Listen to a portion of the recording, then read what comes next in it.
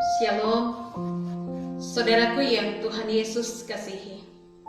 Dapatkah kita membayangkan jika kehidupan kerohanian hamba Tuhan atau orang percaya tidak ada dalam dirinya, atau dalam arti tidak mampu menampakkan kehidupan kerohanian dalam tugas pelayanannya? Maksudnya di sini, saudara, adalah menjalankan pelayanan, namun hanya sebatas sebagai tanggung jawabnya sebagai hamba Tuhan.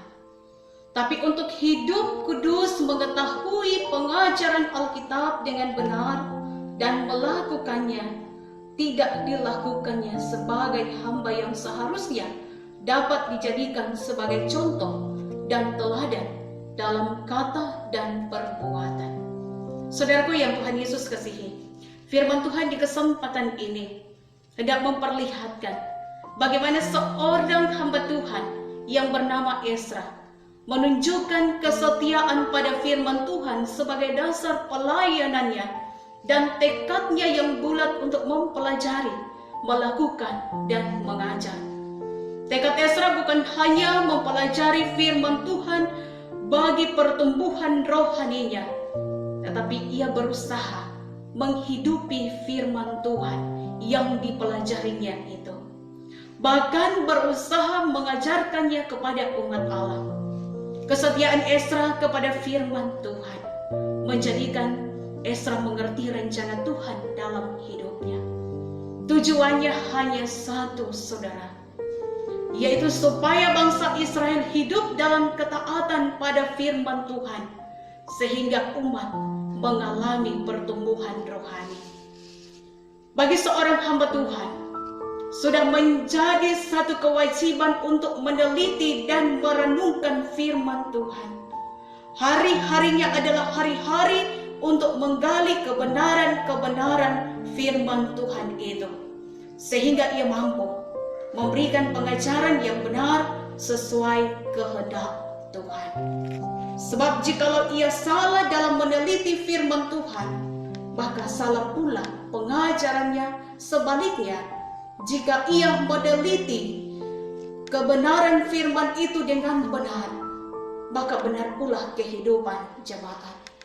Karena itu, saudaraku, untuk mendapatkan sebuah perilaku yang benar, harus didasari oleh pemahaman yang benar. Dan pemahaman yang benar didapatkan dari penelitian yang benar terhadap firman Allah. Inilah yang dilakukan Ezra, bahwa setiap hamba Tuhan bertanggung jawab memberikan pengajaran yang benar akan firman Tuhan. Seorang hamba Tuhan terlebih dahulu ia harus berani menerapkan apa yang telah dipelajarinya sebelum ia mengajarkannya kepada jemaat. Dari sinilah integritas dan kehidupan rohani seorang hamba Tuhan dapat kita lihat, sehingga dia bukan hanya menjadi teladan, tetapi juga hidup benar di hadapan Allah. Dan seharusnya tujuan seorang hamba Tuhan sama dengan tujuan pelayanan Ezra, berusaha untuk lebih memahami firman Allah, melakukannya dan mengajarkannya agar orang lain juga melakukan firman itu. Inilah menjadi teladan bagi orang percaya, di dalamnya para hamba Tuhan masa kini. Saudaraku yang Tuhan Yesus kasihi, namun tugas memahami, mempelajari, dan melakukan firman Allah bukan hanya menjadi tugas dari setiap para hamba Tuhan. Bagi umat Kristen, kita pun ditantang untuk setia membaca, memahami, dan melakukan firman Allah dalam kehidupan, baik dalam tugas dan pekerjaan.